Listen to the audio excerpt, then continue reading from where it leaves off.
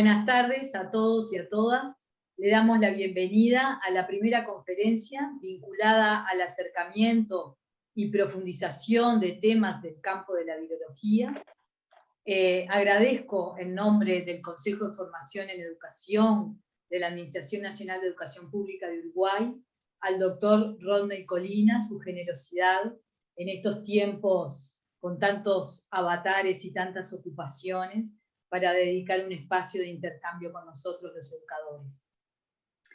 El doctor Rodney Colina es un destacado virólogo uruguayo con reconocimiento a nivel nacional e internacional. Es director del Polo de Desarrollo Universitario de Virología Molecular del Centro Universitario Regional Litoral Norte en la ciudad de Salto de Uruguay y es presidente de la Comisión Coordinadora del Interior, nombrado por el decano, el rector, perdón, de la Universidad de la República en el periodo 2018-2022.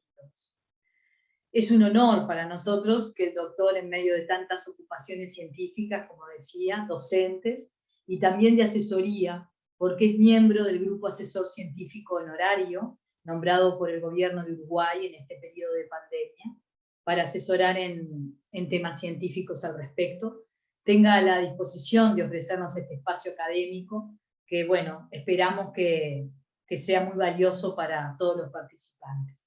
Así que muy agradecida en nombre de los participantes y de la institución a la que pertenezco y el mío propio. Muchas gracias, profesora Gabriela Varela, por la introducción. Y si ustedes me permiten, voy a compartir pantalla para comenzar con la presentación.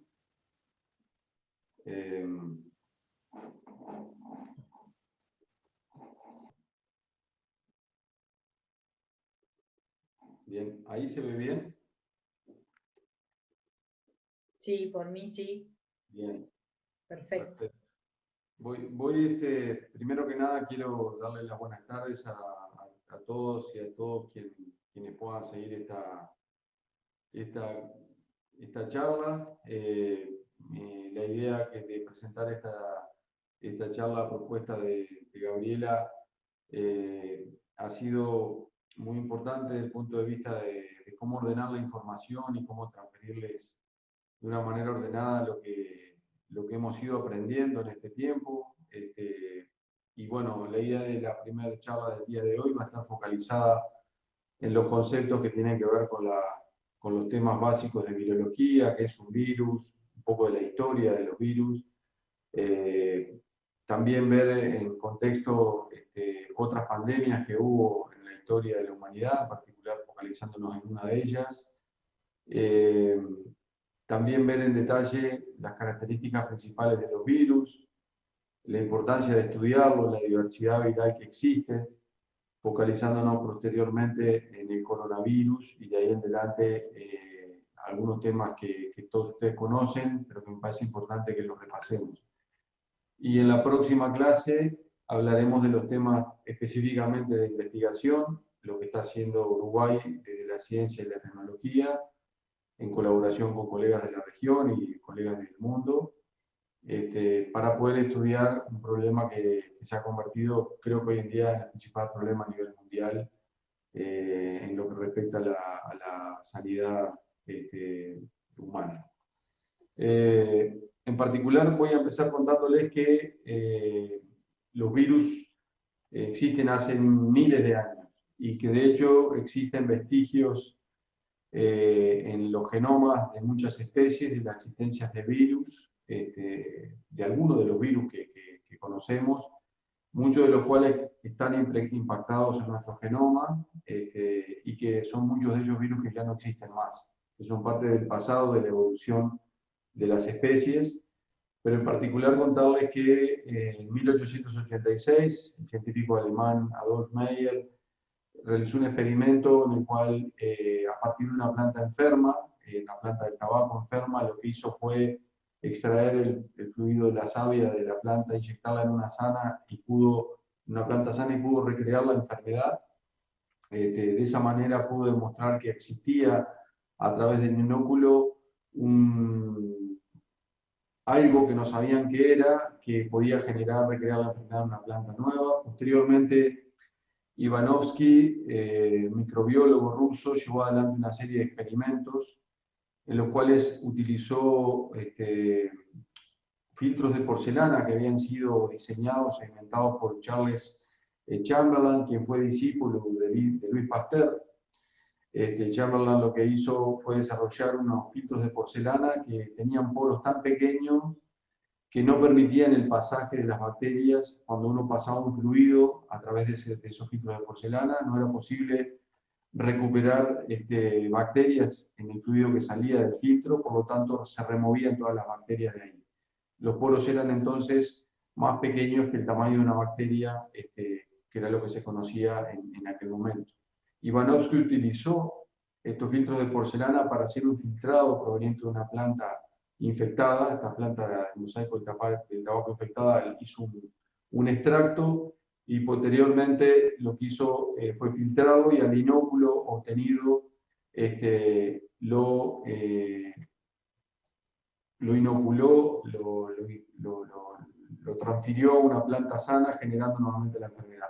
Eso, si bien Ivanovsky fue muy crítico con su trabajo porque decía que había probablemente toxinas que tenía la planta que generaban la enfermedad, la planta sana, y que incluso los filtros podían no ser de la calidad que se requerían para este experimento.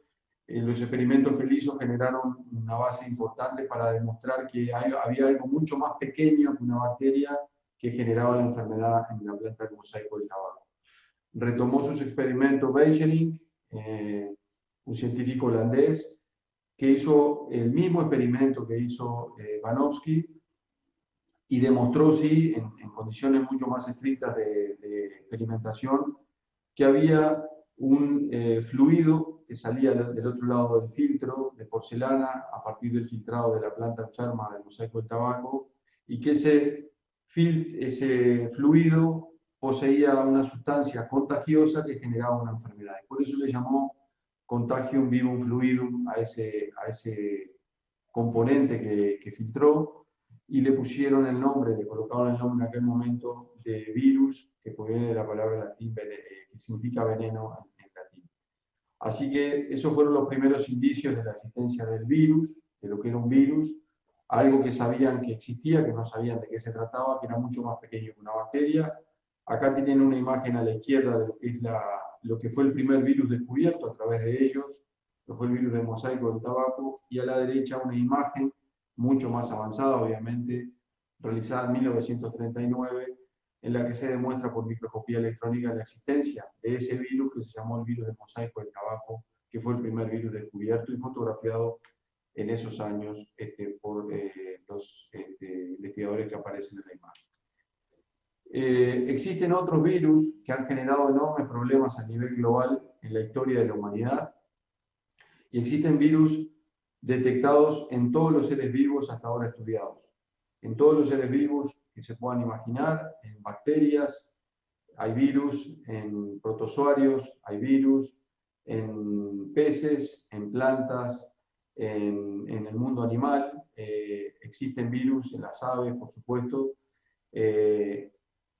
pero los virus tienen características particulares diferentes, y vamos a ir viendo a lo largo de esta charla la enorme diversidad de virus que existe. En particular, esta serie de imágenes las traigo a colación a partir de un virus, el virus el poxvirus, es un poxvirus en realidad, es el virus de la viruela.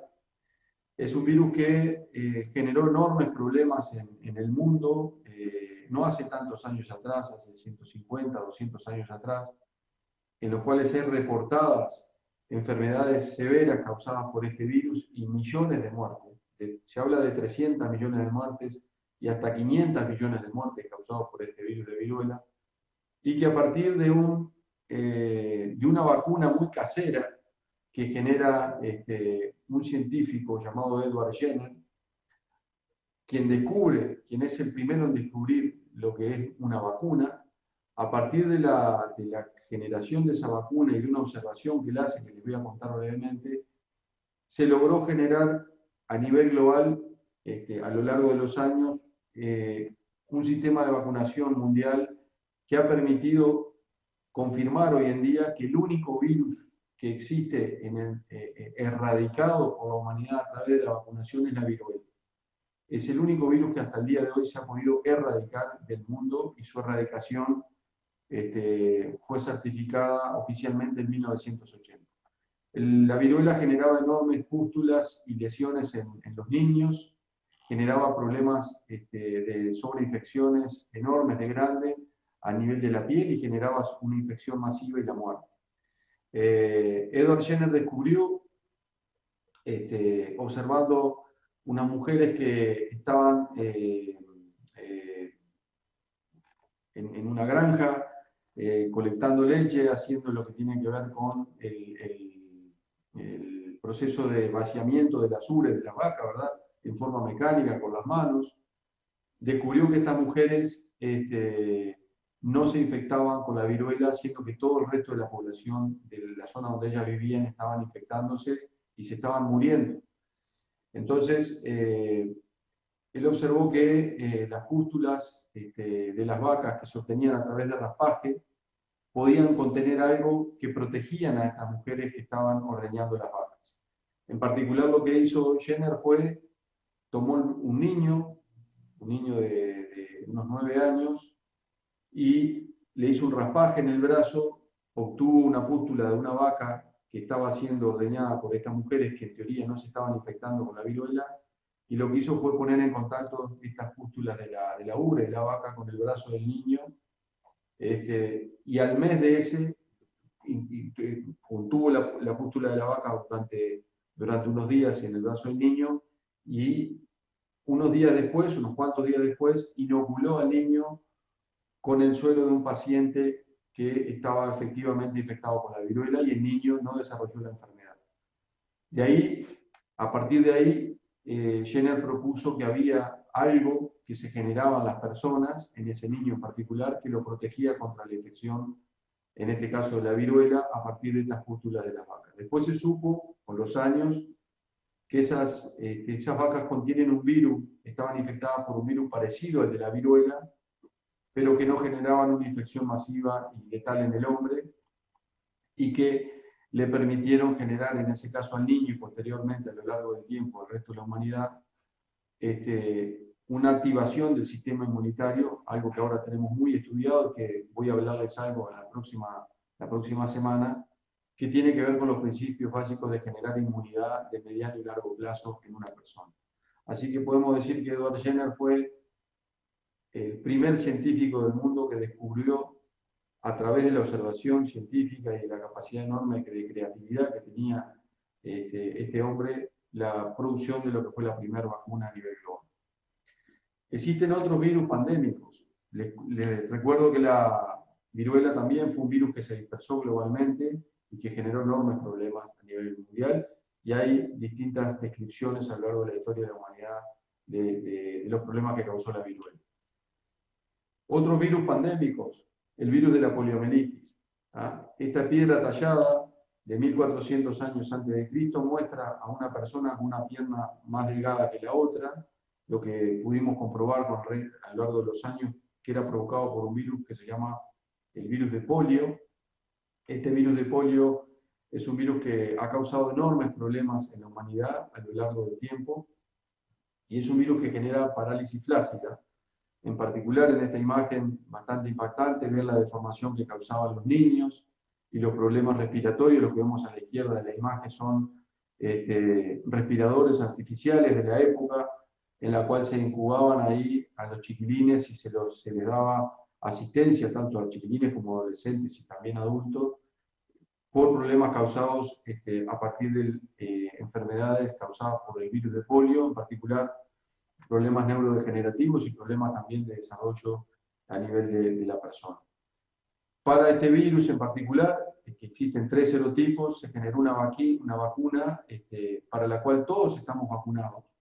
De hecho, el virus aún no ha podido ser erradicado. Hay algunos reportes de hace unos poquitos años atrás que se han encontrado en el Medio Oriente y en algunos países del sudoeste asiático, pero es un virus que está prácticamente erradicado de la región seguro, ya no hay casos reportados en América Latina desde hace unos años, y es un virus que causó enormes problemas de dispersión en las poblaciones y a nivel de salud, en particular en niños y en jóvenes, ¿no? Esta vacuna generada por Sabin permitió rápidamente la vacunación en forma masiva en el mundo. Acá tienen algunos virus, capaz que algunos los han escuchado, que han causado problemas importantes en el mundo. No todos han finalizado generando una pandemia, pero algunos sí. En particular, el virus de 1918, llamado influenza, o el Spanish flu, un virus que comienza, se descubre que comienza su brote inicial, sus casos iniciales en Estados Unidos y luego se dispersa a Europa, al final de la Primera Guerra Mundial, que les voy a comentar algunas cosas a continuación. Fue un virus que causó enormes pérdidas humanas. Estamos hablando de más de 50 millones de muertes. Hay investigadores que estiman incluso en el entorno de las 80 o 90 millones de muertes por este virus.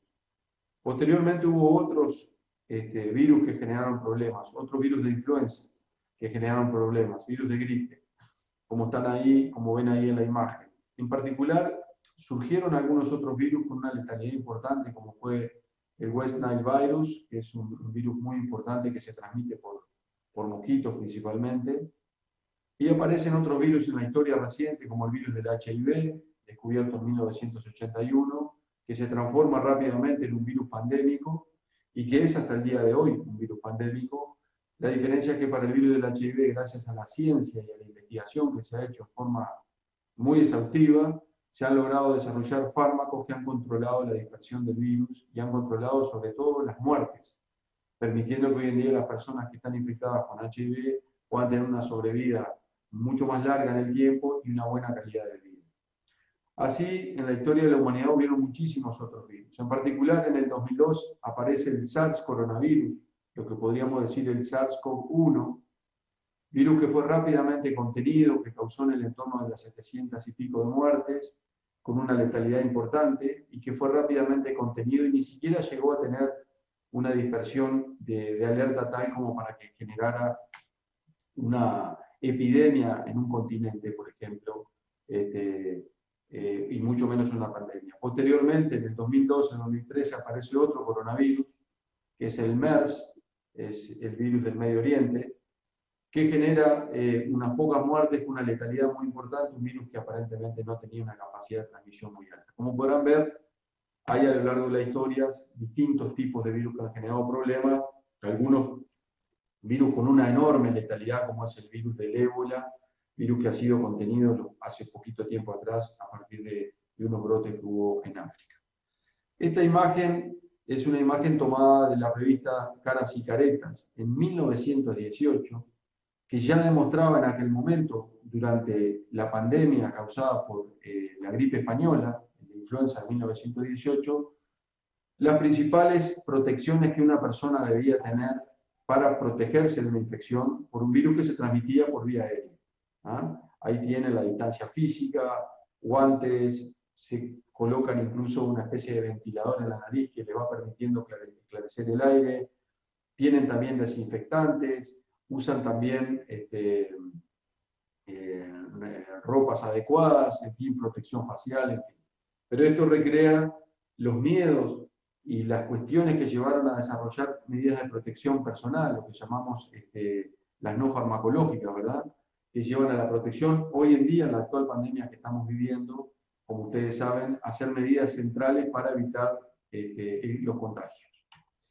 En particular hay un trabajo muy interesante que hace el doctor Juan Cristina, junto a dos colegas, la doctora Pellegrini y la doctora Polero, quienes hacen una recopilación de los datos de lo que fue la pandemia a nivel Uruguay, cuando llega el virus al Uruguay, virus que fue pandémico, y cuando llega y se transforma en una epidemia a nivel de Uruguay, en lo que tenía que ver con las muertes que causaba el virus en aquellas épocas. Ustedes ven en esta gráfica ven las causas principales de muerte desde 1908 a 1919.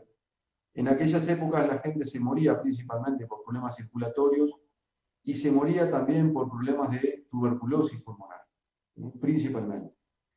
Por supuesto, las muertes causadas por cáncer eran importantes y por allá abajo, casi inexistente, estaban las muertes causadas por el virus de influenza, estacionalmente, virus que circulan todos los años. Sin embargo, a fines de 1917, comienzos de 1918, hay un aumento abrupto de la mortalidad causada por el virus de la influenza. En esta gráfica simplemente se muestra a la izquierda cuál era la franja etaria más afectada por este virus, o sea, cuál era la franja etaria a la cual este virus mataba más, generaba mayor número de muertes, y se hizo un estudio exhaustivo demostrando que la franja entre los 20 y los 49 años era la franja de mayor letalidad. Esto tiene que ver en el eje de las X con las franjas etarias, en el eje de las Y tiene que ver con el número de muertes, y en la tercera dimensión tiene que ver con los años respectivos. En particular se demuestra que en 1918 y 1919 la principal causa de muerte entre la franja de 20 y 49 años era causada por el virus de influenza. Cuando vamos a las tasas de mortalidad cada 100.000 habitantes, vemos que principalmente en esa franja etaria de 20 a 49 años, quienes se morían más eran los hombres, más que las mujeres. Eso ocurrió con el virus de influenza en 1918. Ahora vamos a entrar en lo que tiene que ver con las características principales de los virus. De acuerdo a la definición del BOF, en 1957, los define como microorganismos extremadamente pequeños, de entre 15 a 1000 nanómetros, pero en realidad la definición está hecha para virus mucho más chicos, que son en donde están la mayoría de los virus que conocemos, los cuales no superan los 250 a 300 nanómetros de tamaño y que pueden atravesar filtros por los cuales las bacterias no pueden pasar. Inicialmente, como les decía anteriormente, los investigadores que los descubrieron lo hicieron a partir de filtros de porcelana. Bueno, se desarrollaron filtros mucho más sofisticados que impiden el pasaje de las bacterias, pero sin embargo los virus pasan.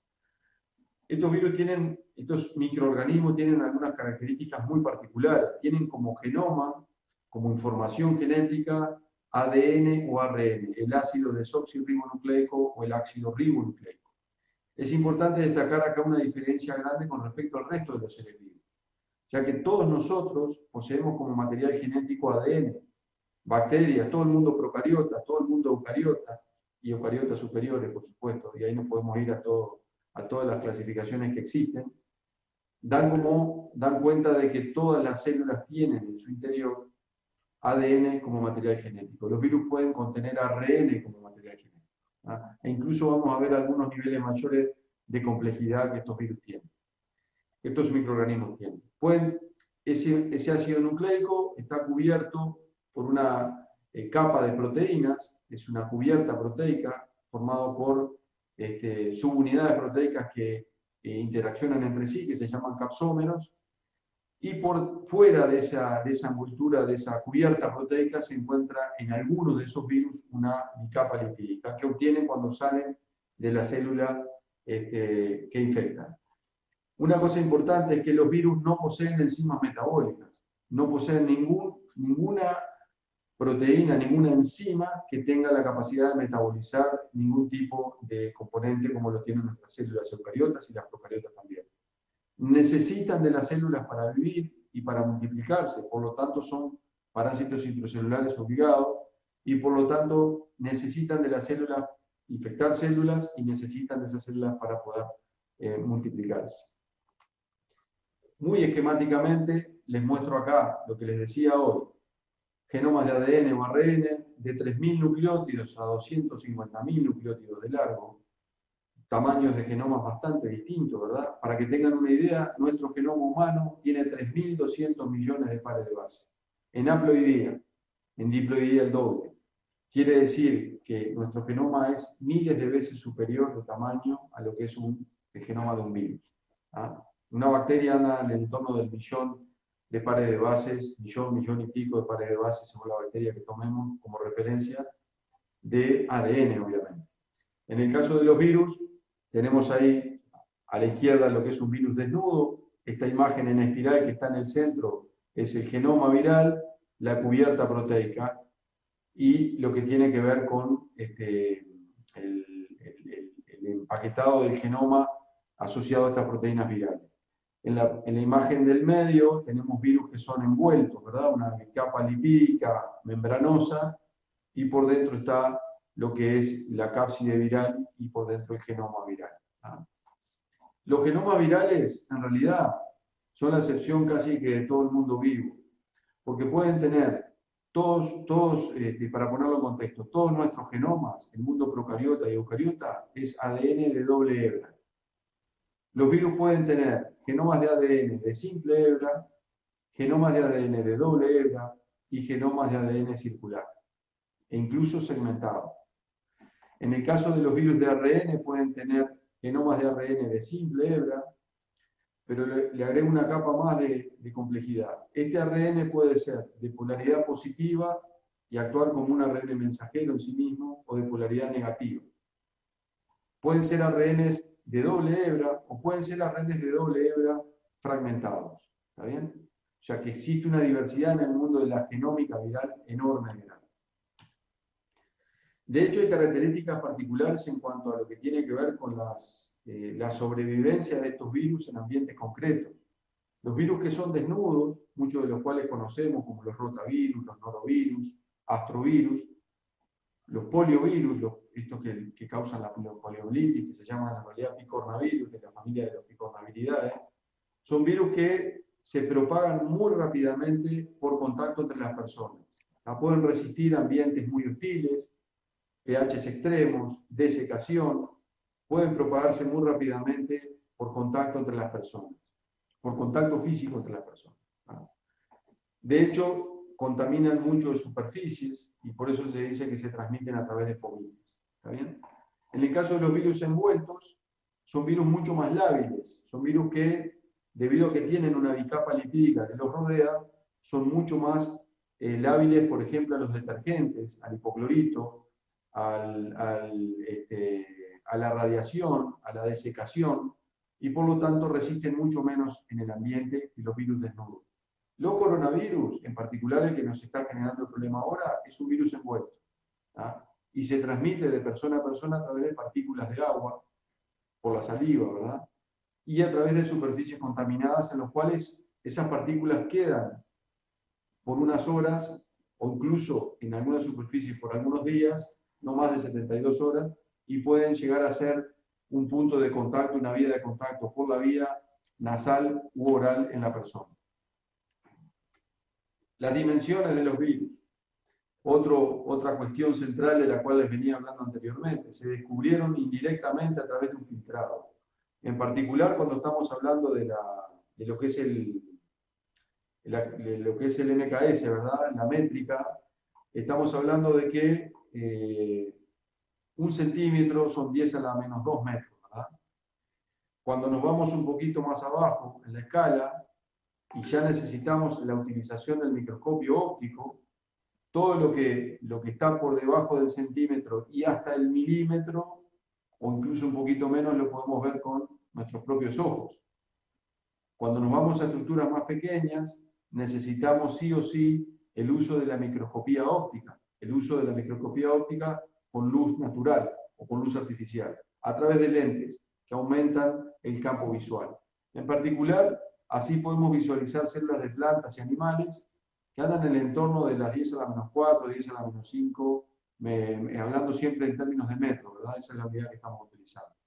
En particular estamos hablando en el entorno de las micras acá, de las 2, 3, 5, 10 micras, dependiendo de la célula.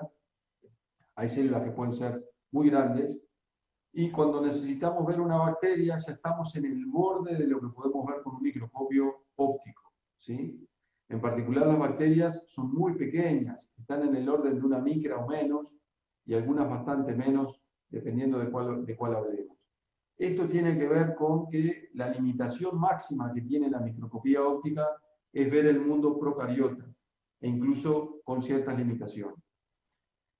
Cuando nos vamos a los virus, estamos hablando de 10 a la menos 7 en cuanto al tamaño. Estamos hablando del mundo de los nanómetros. En el caso de las células y bacterias, estábamos hablando del mundo de las micras. En particular en los virus, para poder visualizarlos, es necesario la microscopía electrónica. Pero por supuesto, Los laboratorios diagnósticos no tenemos microscopios electrónicos en nuestros laboratorios. Utilizamos técnicas de biología molecular para poder visualizar de alguna manera el genoma viral identificado y estudiado. Pero desde el punto de vista tecnológico, para poder ver un virus, es necesaria la microscopía electrónica. Si nos vamos más abajo en la escala, en el mundo de los nanómetros y los Armstrong, para ver proteínas, la cristalización de proteínas, lo que se tiene que ver todo lo que tiene que ver con el mundo de la tridimensionalidad de una proteína, la estructura de una proteína y la importancia que eso tiene, se hace a través de los rayos X o principalmente de la resonancia magnética nuclear. Acá tienen un dibujo muy folclórico, pero real, de los distintos tipos de virus que existen. ¿tá? Existen virus cuyas cápsides, cuyas estructuras proteicas le dan una simetría helicoidal, otros que son poliédricos, otros que son esféricos y otros que son complejos. En particular, los virus complejos se refieren exclusivamente a los bacteriófagos, virus que infectan bacterias. ¿sí? Las otras simetrías virales se encuentran en una enorme diversidad de virus. Algunos ejemplos que ven aquí abajo: hepatitis B, HIV, ébola. El ébola se denomina un filovirus, en una estructura helicoidal clara. Y después tenemos otros tipos de virus que conocen ustedes, como los papilomavirus, influenza, virus de la rabia, los herpes virus, en fin, hay un montón. Y acá la microfotografía electrónica obtenida por microscopía electrónica. Acá tenemos una cuestión de escalas, mostrándoles en la imagen de izquierda a derecha, lo que es el virus del HIV de 100 nanómetros, comparado con una bacteria, una Escherichia coli de 2 micras, comparado a su vez a escala con lo que es un glóbulo rojo y comparado a lo que es un linfocito. ¿sí? Obviamente, los dibujos están recreando lo que sería esa posible realidad de tamaño.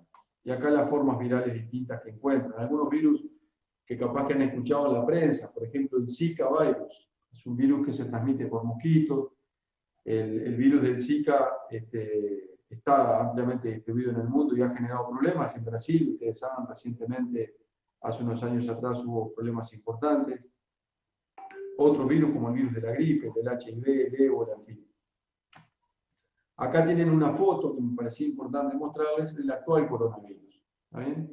Esta es una microfotografía electrónica del SARS-CoV-2.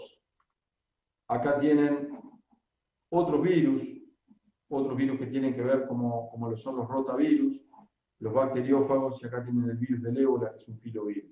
Y acá lo que es una imagen de un microscopio electrónico, de lo cual Uruguay cuenta con dicha tecnología. Tenemos un colega en Rocha que está trabajando activamente en microscopía electrónica y tenemos otros microscopios en Montevideo, también equipos tremendamente costosos y muy útiles. Entrando brevemente a lo que tiene que ver con la clasificación viral.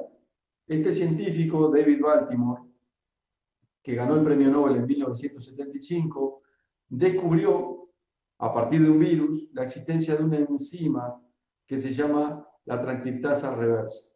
En los procesos de replicación de nuestro genoma, cuando nuestro genoma hace copia de ADN a ADN, el proceso de replicación, actúan lo que se llaman las ADN polimerasas. Y siempre la información va del ADN al ARN, y en algunos casos, cuando el ARN pasa por un proceso de splicing y demás, parte de esos ARN, que son ARN mensajeros maduros, se traducen a proteínas. Este tema de haber encontrado una transcriptasa reversa fue hecho por este hombre en un virus que se llama un retrovirus. Particularmente, este hombre descubrió que era posible copiar a partir de ARN ADN, hacer el proceso inverso. De hecho, el descubrimiento de una retrotranscriptasa explicó la causa por la cual, por ejemplo, las personas infectadas con HIV no se curan, tienen una infección persistente y latente a lo largo del tiempo. Se quedan infectados crónicamente. De hecho, porque el virus de ARN infecta a los linfocitos TCD4 y ese genoma viral de ARN es copiado a ADN y ese ADN se inserta en nuestro genoma celular. Y al insertarse en nuestro genoma celular existen múltiples copias del genoma viral para poder generar nuevas partículas virales. Pero eso es una de las cuestiones que David Baltimore descubrió. En realidad él lo que hizo fue una clasificación de los virus en 7 grupos distintos según el genoma viral. Teníamos, por ejemplo, en el grupo 1 ADNs de simple hebra, en el grupo 2 ADNs de doble hebra, en el grupo 2 ADNs de simple hebra, en el grupo 3 ARNs de doble hebra, en el 4 de simple hebra de sentido positivo, de simple hebra de sentido negativo, de simple hebra de sentido positivo, y después tenemos los segmentados. Pero ¿cómo los virus se las ingenian para poder sintetizar ARN mensajero, ¿verdad? ¿Cómo pueden hacer su expresión génica a partir de sus genes, de la información genética que tienen, poder lograr sintetizar el ARN mensajero para que después sean generadas las proteínas, el proceso traduccional? Ese proceso lleva una serie de pasos.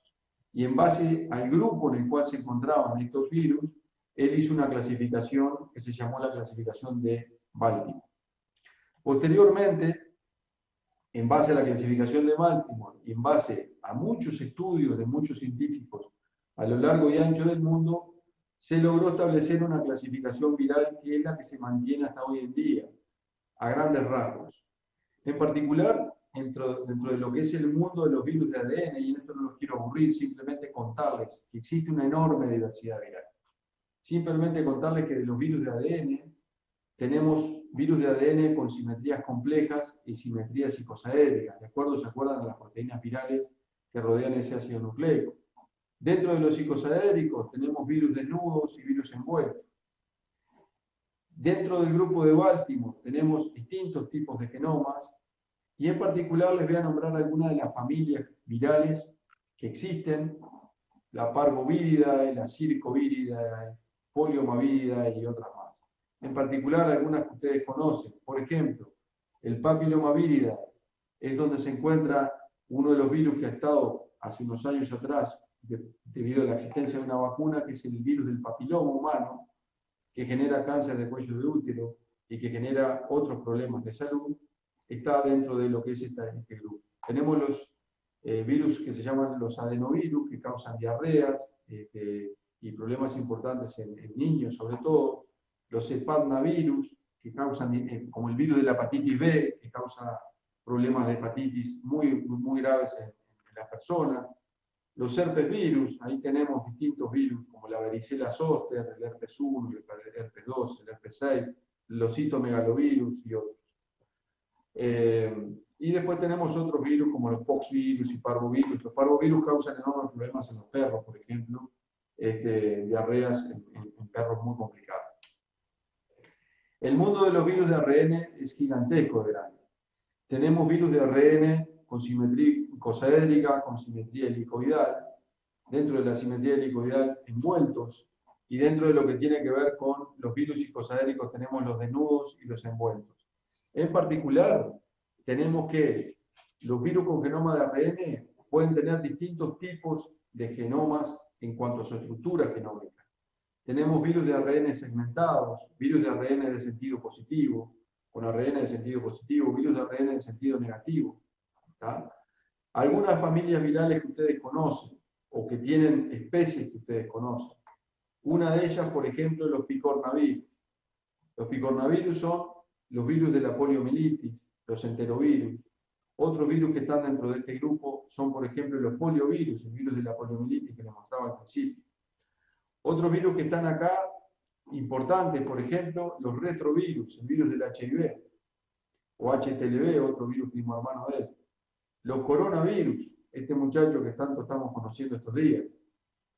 Otros virus importantes, el rhabdovirus, los virus de la rabia que atacan el ganado, el vacuno en particular, y los perros en particular, con gran agresividad. Los ortomixovirus, el virus de la gripe.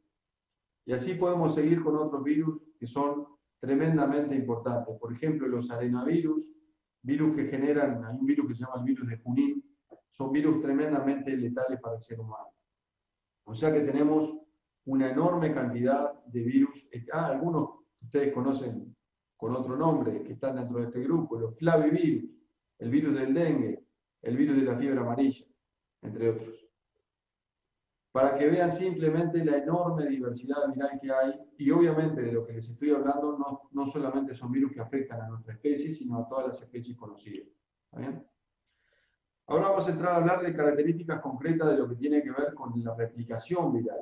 ¿Ah? Porque estos virus, para existir, necesitan infectar una célula, multiplicarse dentro de la célula, salir de la célula, infectar a las células vecinas e infectar a otros individuos. ¿Ah? En particular, la replicación o multiplicación viral tiene todas estas etapas que ustedes ven acá. Me voy a detener inicialmente en la etapa número 1 que se llama adsorción. ¿Sí? La etapa de adsorción es la etapa en la cual el virus reconoce la célula huésped, la célula a la cual va a infectar. Ese proceso ocurre debido a que hay un receptor en la célula que reconoce una proteína viral. Ahora vamos a ver qué ocurre con el coronavirus particularmente. En particular, la adsorción viral es lo que define el tropismo celular por parte del virus. Ejemplo, el virus de HIV infecta específicamente linfocitos TCD4 a partir de una proteína viral que reconoce un receptor que está en ese linfocito TCD4. Pero no infecta, por ejemplo, el epitelio respiratorio u otras células del organismo. El virus de influenza reconoce receptores que están en el epitelio respiratorio humano y también en el de los animales, en de otros mamíferos. En particular, a eso nosotros le llamamos la cerradura y la llave. Cuando la cerradura y la llave calzan y cierran, es porque nosotros podemos decir, este virus infecta esta célula.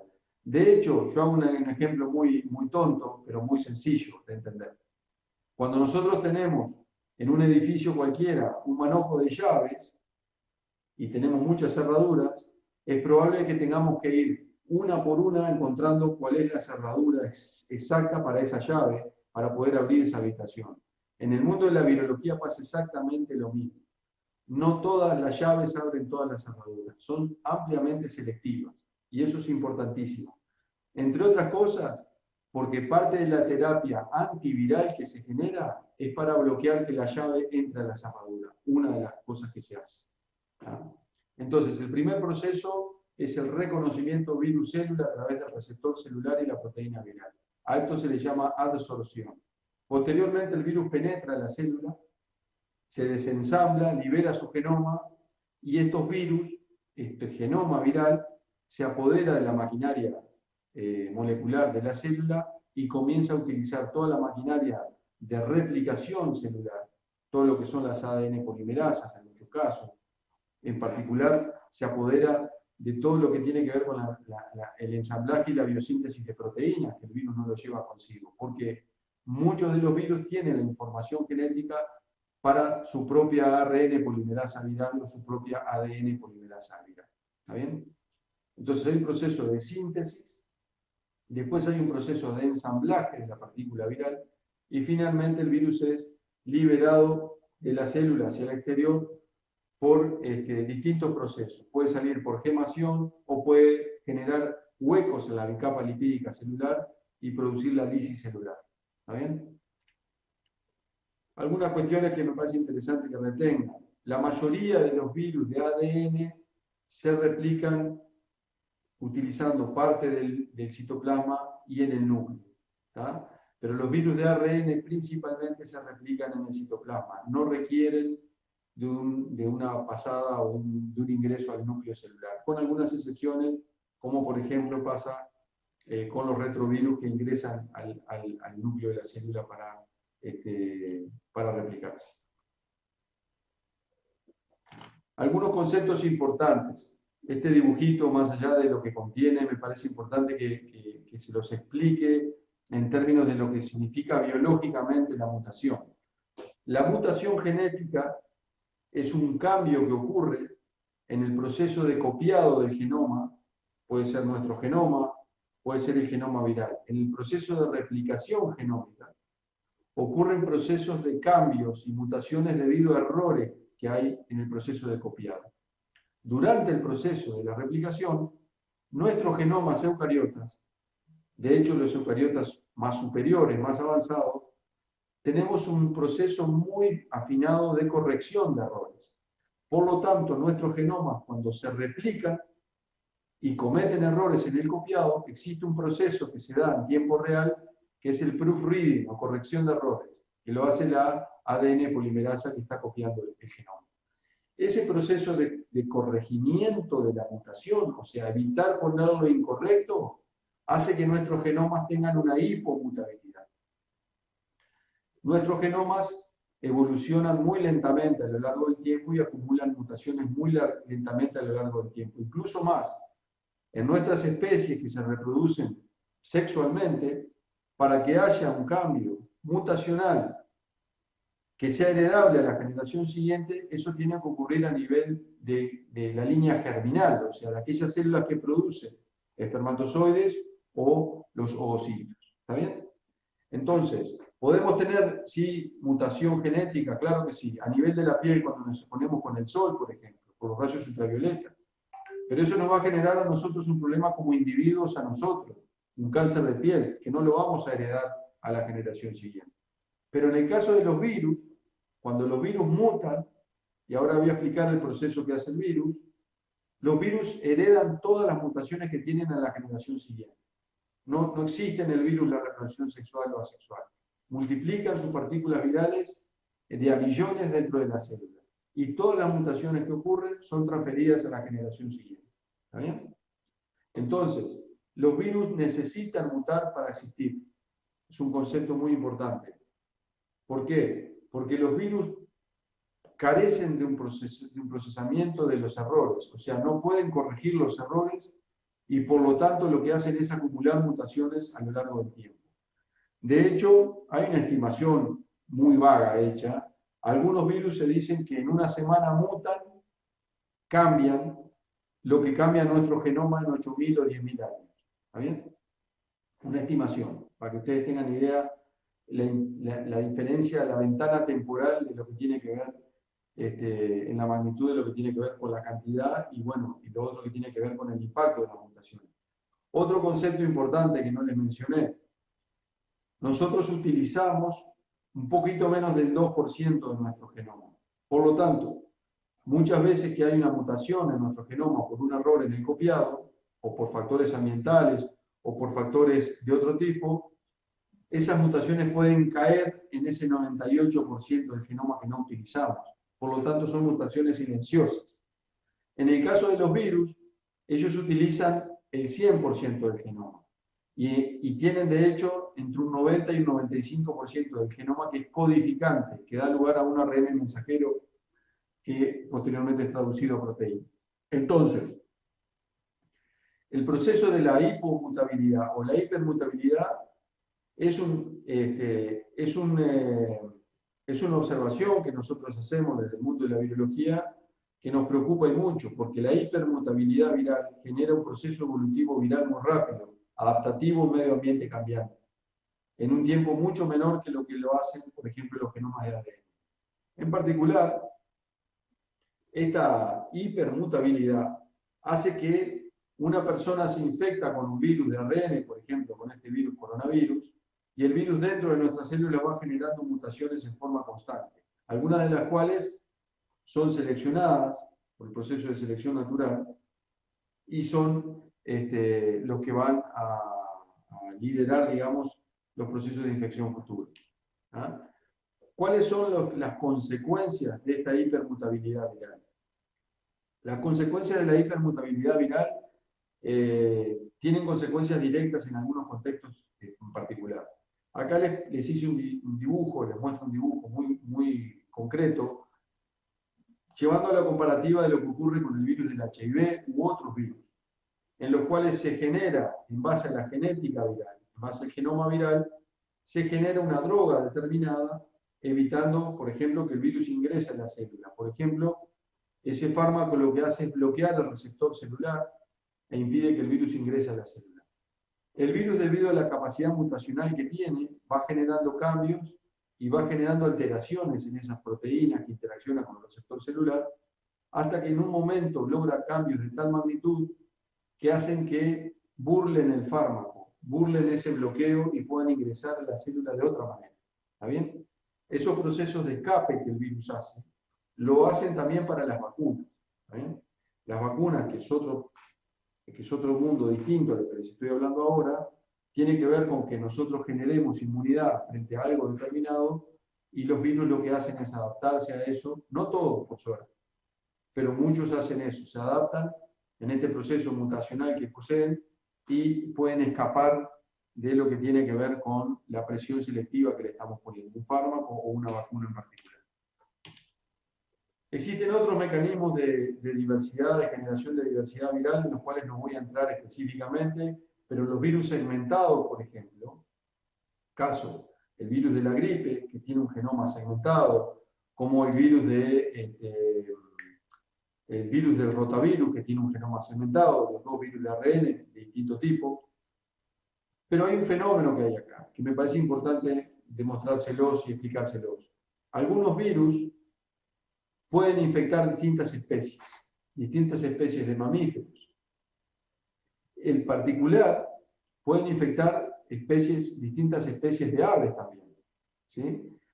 El problema acá es que cuando la gente convive en una granja, por ejemplo, con distintas especies de animales, puede ocurrir que la persona se infecte con un virus proveniente de un animal. Y acá empezamos a entrar lentamente en el tema del coronavirus. ¿Está bien? Ese proceso de infección, de salto de especie de un virus de una especie a otra, en particular al humano, se llama zoonosis. No existe la zoonosis solo en virología, ¿verdad? Existen en otros patógenos también. ¿Ah? Pero el proceso de infección del salto de especie de una especie animal a un humano es un proceso se llama zoonosis. ¿Está bien?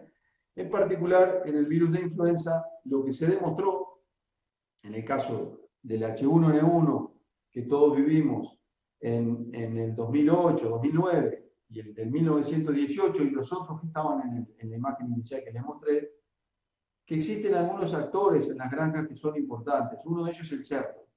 El cerdo tiene la capacidad de infectarse, la facilidad inmunológica de no ser tan restrictivo y de infectarse fácilmente con virus de las aves, virus de murciélagos, virus de caballos, virus de vacas y también con otros virus. Y el cerdo dentro de sus células es capaz de estar coinfectado con uno, dos o más virus procedentes de distintas especies.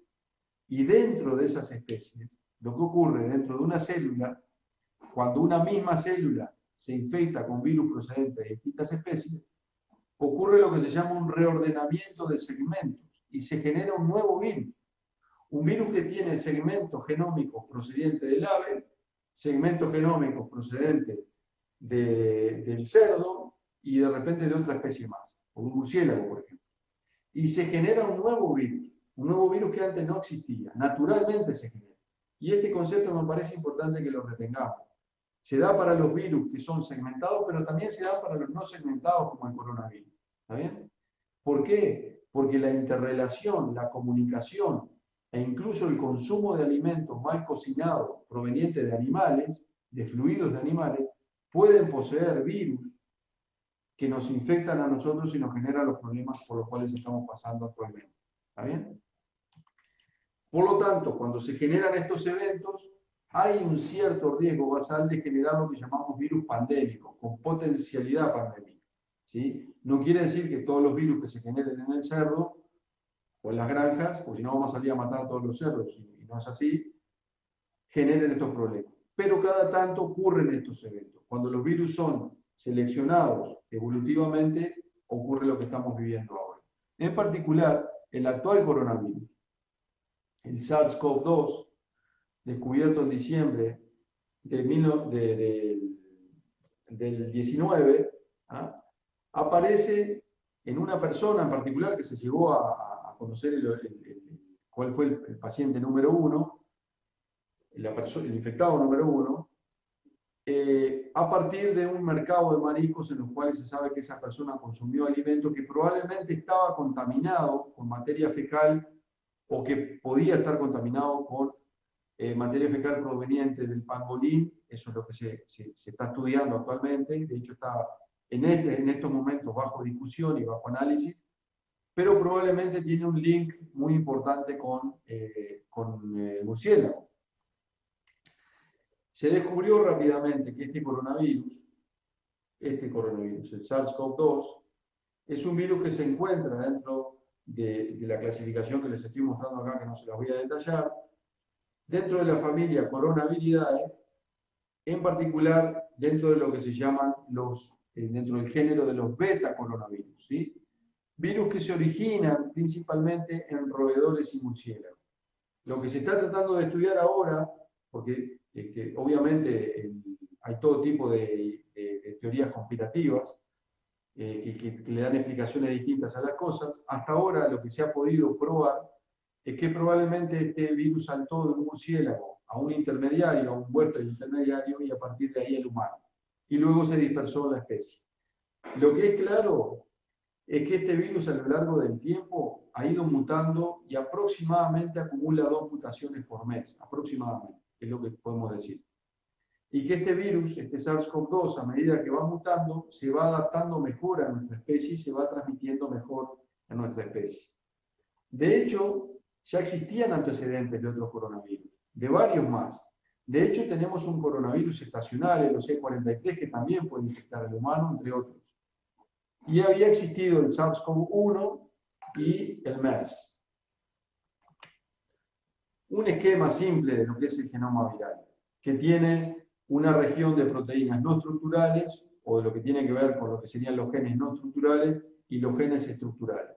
En particular, sintetiza algo más de 20 y pico de proteínas, entre los cuales tenemos un pool importante de proteínas en la región no estructural, que principalmente tienen que ver con proteínas que están implicadas en la evasión de la respuesta inmune del huésped, o sea, de nosotros, y que están implicados también en lo que tiene que ver con la estructura viral. En particular, algunas de estas proteínas, por ejemplo, en las que tienen que ver con las proteínas no estructurales, tenemos proteínas que son muy importantes en cuanto a las funciones del virus. ¿tá? Por ejemplo, funciones que tienen que ver directamente con parte de lo que es la evasión de la respuesta inmune innata. Y lo que tiene que ver con las proteínas estructurales son proteínas que se encuentran en la cápside viral y la proteína que capaz que ustedes la han nombrado, que es la spike o la proteína S, entre otras, porque tenemos también la envoltura, la E, y lo que es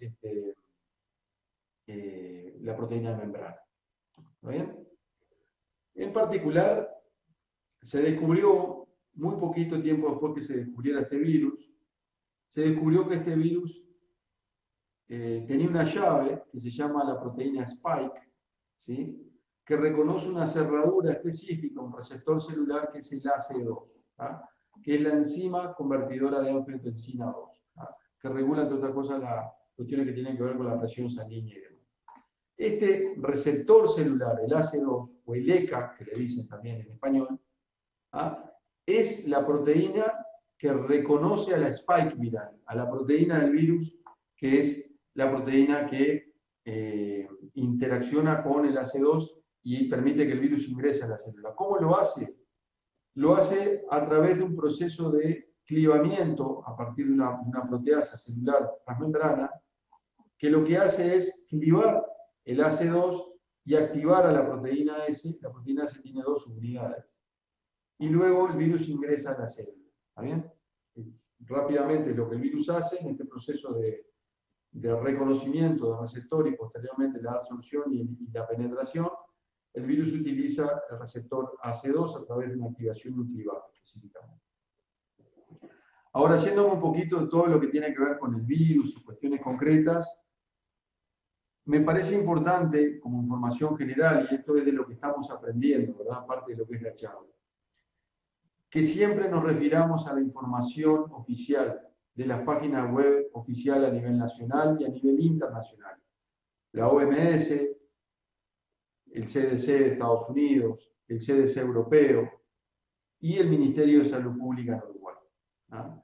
En particular, cuando ustedes ingresan a la página del Ministerio de Salud Pública, ahí van a encontrar un montón de información de muy fácil entendimiento que les explica cuál es el problema, cómo se tienen que proteger, cuándo se tienen que proteger y por qué se tienen que proteger. En particular, el Ministerio de Salud Pública ha diseñado una página muy friendly, muy amistosa, para que todos puedan informarse. En paralelo, en otras partes del mundo, se hicieron algunos estudios que permitieron generar lo que se llamó la clasificación de la Universidad de Johns Hopkins. En particular, debido a esto es que se establecieron los riesgos medidos por colores, que en realidad lo que significan es la gravedad de la epidemia en un lugar determinado, para el coronavirus. Acá abajo está la barra, donde ustedes pueden entrar y ver toda la información que hay ahí. Pero para hacerlo explicativo, cuando tenemos hasta un caso, cada 100.000 habitantes, estamos en el color verde. Uruguay estuvo muchos meses así. De hecho, estuvo así desde marzo prácticamente hasta fines de septiembre. En este color, un caso cada 100.000 personas. Quiere decir que Uruguay, con 3,5 millones de personas, no superaba los 35 casos por día. Posteriormente tenemos el color amarillo, que va de 1 a 9 casos cada 100.000 personas. Posteriormente el naranja, de 10 a 24 casos cada 100.000 personas, y el rojo de 25 o más casos cada 100.000 personas. Esto es en un promedio de 7 días, el P7 que se llama, ¿está bien? Si yo estoy en un promedio de 7 días, de ese promedio diario de nuevos contagios, de nuevos casos, estoy en el color respectivo. Uruguay hoy en día claramente está en lo que es el color rojo y ahora vamos a ver algunas cuestiones concretas. Esto simplemente para mostrarles la gravedad de la situación a nivel global basándome en la página de la Johns Hopkins. Imágenes que fui colectando a lo largo del tiempo y que muestran la historia de esto. Esta imagen fue tomada de la página de la Johns Hopkins el 2 de junio del año pasado. El 2 de junio. Estábamos prácticamente a 6 meses del comienzo de la pandemia, del origen del virus, y a poco más de 3 meses de que el virus había ingresado a Uruguay.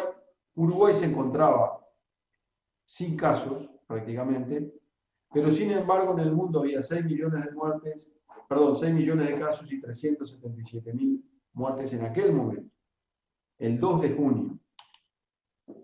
Posteriormente, el 29 de octubre, cuando Uruguay ya estaba, acá aparece con un puntito Uruguay, cuando Uruguay ya estaba entrando en la zona naranja, casi entrando en el rojo, me tendría que fijar exactamente la fecha, es el 29 de octubre, había 45 millones de casos, o sea, pasamos de 6 millones y poco a 45 millones de casos y de 377.000 muertes a más de 1.150.000 muertes. Hoy, esto lo hice hace un rato, tenemos que el mundo tiene 170 millones de infectados prácticamente y toda la población del Uruguay que ha fallecido. Un Uruguay entero falleció. Y esto lo digo para aquellos que niegan que esto es un problema. ¿Ah?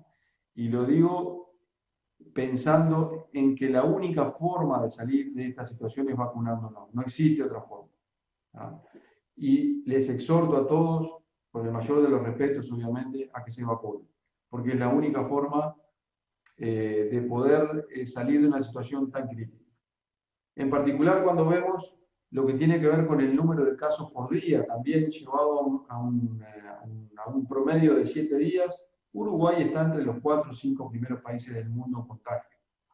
Siendo que en los meses anteriores Argentina, Brasil, Estados Unidos estuvieron muy por encima de nosotros, pero muy despegados arriba de nosotros. Uruguay hoy en día le saca varios cuerpos de ventaja. El promedio más triste de todos, el de las muertes. Uruguay ocupa el primer lugar en el mundo en las últimas 3 semanas. Entonces, ese promedio a nosotros nos tiene que llamar mucho la atención y preocuparnos muchísimo, como me consta que les preocupa a todas las autoridades y seguro a todos ustedes también. ¿Por qué?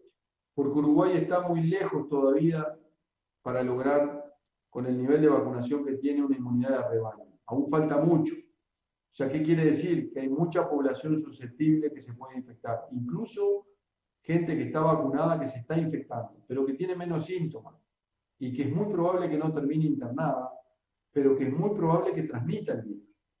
Entonces, en ese contexto, Para que Uruguay salga de este triste lugar, Uruguay llegó a estar entre los mejores países del mundo durante 7, 8 meses el año pasado. Incluso llegó a ser un ejemplo mundial de la ubicación que tenía en aquel momento respecto a la pandemia. Lamentablemente el problema nos dio vuelta, nos pasó por arriba, a pesar de todos los esfuerzos que se han hecho. Acá tenemos una imagen que muestra lo que tiene que ver con vacunación en primera dosis y en segunda dosis promedialmente. Esto es del 19 de mayo, ¿no? Los números son un poquito más avanzados que esto. En el que Uruguay tiene un porcentaje importante de personas en segunda dosis, con las dos dosis dadas, y un poco más del 45, 47%, creo que estaban un 48% ahora, de gente con primera dosis. En este mapa, esto sí es en tiempo real, esto es de hoy, se muestra el porcentaje de vacunación por departamento, ¿no? Esto está hasta creo que está hasta en la aplicación del coronavirus, ¿no? Pero ustedes pueden ver la cantidad de gente que se está vacunando y los porcentajes que aparecen a la izquierda son los porcentajes en primera dosis. En el cuadro de la derecha hay un discriminado de lo que tiene que ver con primera y segunda dosis por departamento. Pero un dato importante. Ayer el Ministerio de Salud Pública sacó un comunicado, que fue comunicado por Presidencia, en el cual ya se empiezan a demostrar algunos efectos que son bastante interesantes y yo diría dan ímpetu a que la gente se vacune, o sea, que la gente continúe pensando que la vacunación es la forma de salir de esto. En particular, se blindó la frontera con Brasil, ¿no? Que la semana que viene les voy a hablar de las variantes genéticas y demás del virus. En particular, en Rivera llegó a superar por lejos el P7 mayor a 100.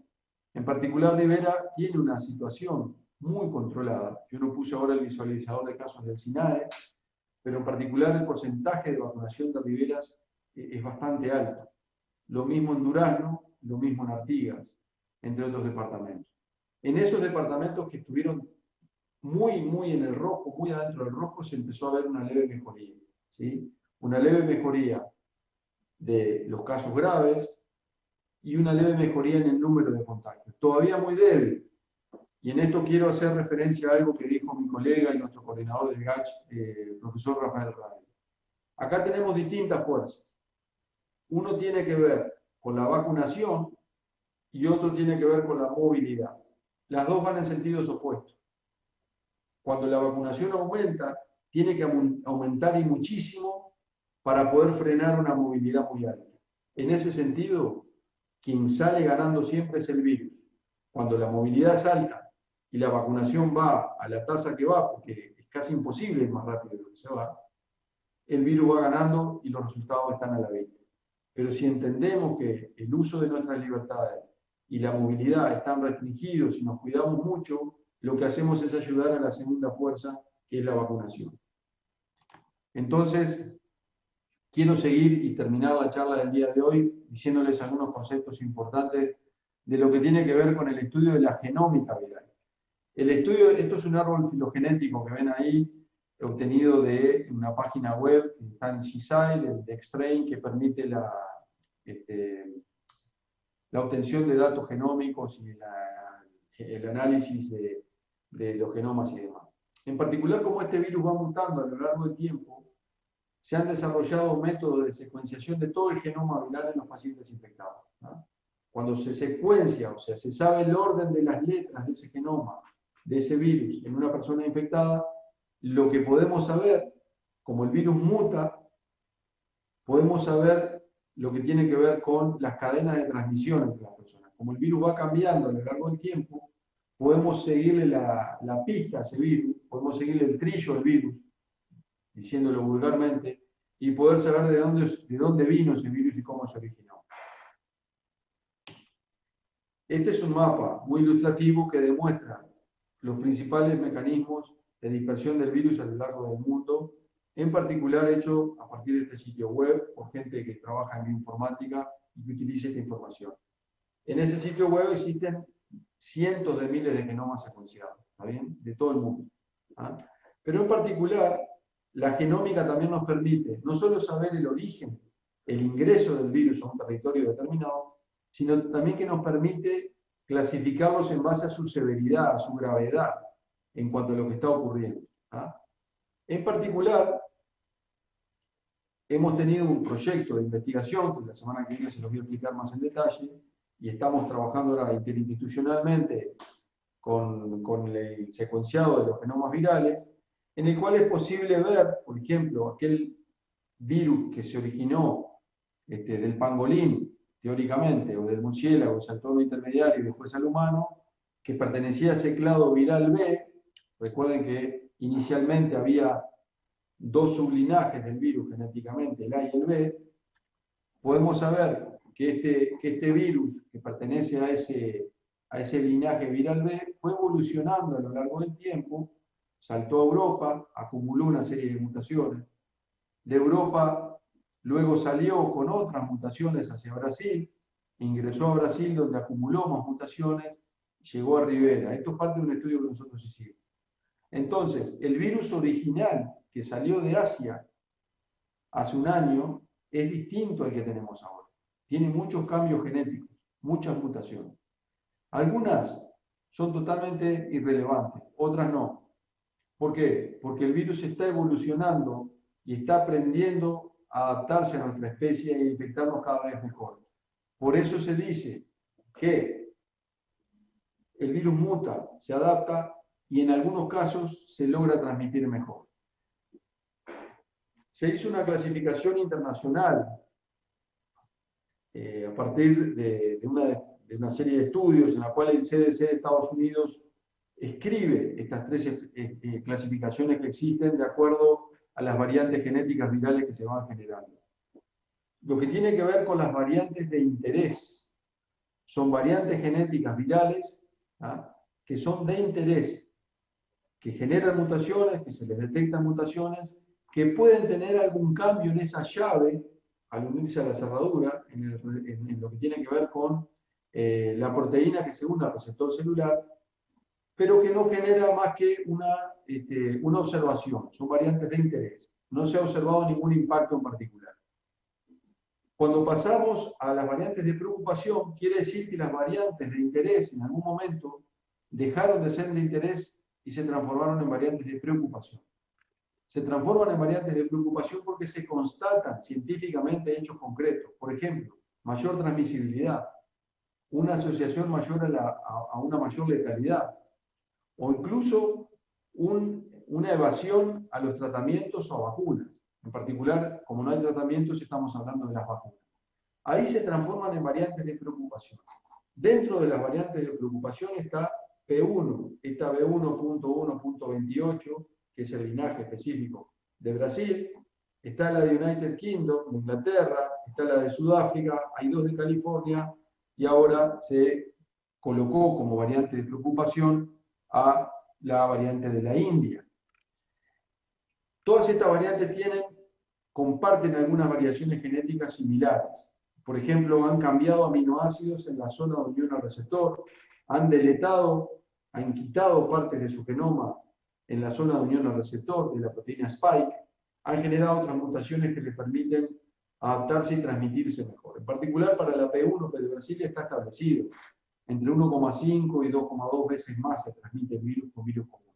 Hoy en día Uruguay posee prácticamente en su mayoría la dispersión de la cepa P1, pero se detectó recientemente una cepa andina que no es de preocupación. Se está pensando en que va a ser una cepa de interés. Pero esta clasificación sigue. Existe una tercera clasificación. Cuando las variantes de preocupación llegan a ser tremendamente preocupantes y generan problemas severos en la salud humana, se llaman variantes de alta consecuencia. Por ahora no se ha detectado ninguna de estas variantes de alta consecuencia. Pero me parecía importante contarles esto y decirles que la única forma de salir de esto es vacunarse. Muchas gracias.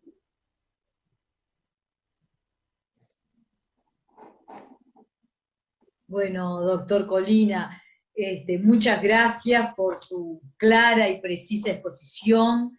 Hemos llegado a participantes de distintas regiones del Uruguay. Por suerte hay colegas y estudiantes de, bueno, de su querido Salto, está la barra brava ahí expectante, de Tacuarembó, de Cerro Largo, de San José, de Canelones, de Artigas.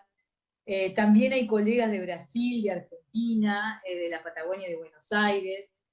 Colonia también está presente, así que la verdad que me parece que fue muy valioso este encuentro. Hubo mucho intercambio mientras usted daba la conferencia en el chat de YouTube.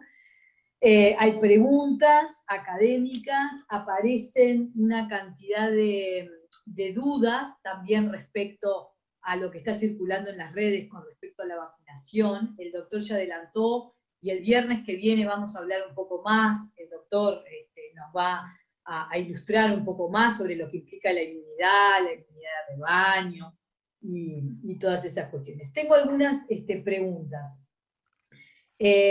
Primero, el tema de la transmisión a nivel sanguíneo, ¿no? Se está preguntando bueno, qué pasa entonces con el tema de las transfusiones y de los bancos de sangre, ¿no? La preocupación a ese respecto. Hay otras preocupaciones que, bueno, eso después yo lo puedo, digamos, divulgar a través también de las redes sociales, artículos científicos en los cuales se haya aislado este virus, que todavía parece que hay cierta desconfianza en gran parte de la población sobre su aislamiento y cultivo, ¿no? Usted explicará ahora el cultivo y, bueno, las implicancias del in vivo. Hay también dudas sobre el tema de las vacunas y las cargas de metales que puedan tener esas vacunas y los problemas asociados a nivel neurológico. Y bueno, y otros del estilo, ¿no? Así que, bueno, dejo en sus manos la respuesta a ese colectivo. Después tengo algunas reflexiones más, pero bueno, aún estas primeras preguntas porque me parece importante que la audiencia conozca su certera respuesta. Bien, yo primero que nada no quiero opinar sobre cosas de las cuales me parece que hay colegas más calificados para hacerlo. En particular, obviamente el tema de las vacunas es un tema que preocupa muchísimo. Lo que tiene que ver con algunas cuestiones concretas, la semana que viene les estaré contando los resultados que se están viendo a nivel global sobre la vacunación, con las vacunas que en particular se dan acá en Uruguay. Hay mucha bibliografía publicada. También entiendo que preguntas que tienen que ver con gente que niega la existencia del virus, por lo que tú me decías, si se ha podido cultivar. El virus se ha podido cultivar y gracias a que se ha podido cultivar se han podido hacer las vacunas con virus inactivados, por ejemplo. Si no, no se podrían haber hecho esas vacunas. El cultivo celular es una herramienta de la biología no solamente para las vacunas, sino para estudiar la biología del virus, para estudiar distintos aspectos del virus. O sea que el virus existe, quédense tranquilos de que existe. Y que el virus ha sido no solamente identificado, secuenciado, fotografiado, se ha crecido un cultivo de células también. ¿Ah? La vía de transmisión común no es la vía parenteral o sanguínea, ¿sí? La vía de transmisión común es la vía respiratoria. ¿Ah? Que el virus puede circular en el torrente sanguíneo, sí, puede circular y circula en el torrente sanguíneo. ¿Está bien? Pero ¿qué pasa? La persona que se va hay protocolos para donar sangre y demás, pero la persona que se va a infectar o que se va a pasar por un proceso de diagnóstico, de acuerdo al resultado que ese diagnóstico le dé, sabrá si estuvo o está infectado o no. Lo que es importante también comentar es que es una infección autolimitada, o sea, las personas no quedan crónicamente infectadas. Una persona que haya estado infectada a un tiempo determinado de la infección, si obviamente logró superar la infección, no va a tener más el virus en su cuerpo, ¿sí? Entonces, digo esto porque es importante desde el punto de vista de lo que tiene que ver con superar la enfermedad, ¿está bien? Después lo que tiene que ver con los temas del óxido del aluminio, si tienen tales metales o cuáles metales, a mí me gustaría que por ahí hagan las preguntas y que, bueno, que se las podamos acercar a algunos colegas que trabajan específicamente en esto, ¿no? Yo les puedo responder cuestiones que tienen que ver con el virus y la protección que se está observando con las distintas vacunas a nivel viral. Estaba muteada. Muchas gracias. A mí realmente me pareció, bueno, fantástico. Cada vez que lo escucho aprendo un montón. Creo que hay algunos paradigmas que a nosotros los educadores nos han movilizado de los nuevos modelos, ¿no? Sobre las 2 cadenas de ARN, en fin, ¿no? Que para nosotros tenemos un modelo muy clásico, del siglo pasado casi, que es el que seguimos replicando, y el mundo biológico es muchísimo más complejo de lo que usualmente nosotros presentamos en el aula. Por lo tanto, es un desafío también para nosotros como educadores hacer evidente la complejidad que usted ahora nos ha acercado. Y lo otro que también me pareció bien interesante es el rol de este animal, el cerdo, y lo que acaba de explicar. Porque en los países de América Latina, lamentablemente países pobres, los cultivos de cerdo en contextos muy vulnerables son moneda corriente, lamentablemente. Y tienen un alto contacto de convivencia, digamos, entre el cerdo y el humano, ¿no? Y eso pasa en los países pobres, ¿no? O sea que me parece que desde ese lugar también el contexto y la situación socioeconómica de algunos países puede estar favoreciendo, potenciando, me parece, o promoviendo la zoonosis, ¿no? Como bien lo explicó. Y bueno, y también en China es evidencia de que eso sucede. Exactamente. Sí, eso es un riesgo que está siempre presente. De hecho, ahora en estos momentos hay, creo que una discusión bastante importante en el sentido científico de poder esclarecer el origen del virus. Que el virus existe y que está generando este problema, eso cero duda al respecto. Pero el origen de cómo surgió, bueno, las teorías se apuntan a una especie que portó este virus y que pasó a infectar a otra especie intermediaria y después al hombre, es la teoría más aceptada hoy en día, ¿sí? Tal vez se investigue y bueno, todo indica que hay trabajos científicos anteriores que demostraban la existencia de otros coronavirus primos hermanos de muy parecidos a que estaban en la materia fecal de murciélagos y otras especies, ¿no? O sea que hay otros coronavirus que existen hoy en día, que no son pandémicos, que están recluidos al intestino de un animal, que tienen la chance un día de transformarse en algo como esto. Esperemos que no. Esperemos que no. Bueno, perdón, por ahora no tengo más que agradecer. Hay agradecimientos y aplausos a través del chat por la claridad, y bueno, por acercarnos a este tema que bueno, nos preocupa a todos, ¿no?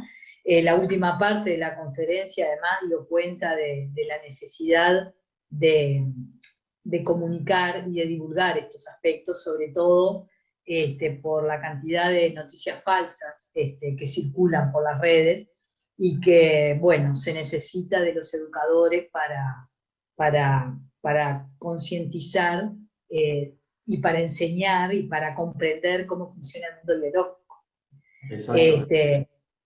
Bueno, así que le agradezco en nombre de la ANEP y en nombre del Consejo de Formación y Educación su tiempo, su dedicación, su esfuerzo. Sigue gran charla, muy buena charla, muy bueno, muchas gracias. Cada diapositiva aportó datos y referencias, excelente. Así que, bueno, agradecidos todos. Los invitamos a todos y a todas, a los colegas docentes y a los estudiantes avanzados de bachillerato o estudiantes de nivel terciario, a acercarse el viernes que viene, mismo canal, misma hora, como dicen los noticieros. Vamos a encontrarnos nuevamente y la idea es, digamos, enfocar en la segunda conferencia sobre vacunas, inmunidad de rebaño y bueno, y los aportes de la investigación virológica en el Uruguay, qué se hace en el Uruguay, cómo y quién lo hace, ¿no?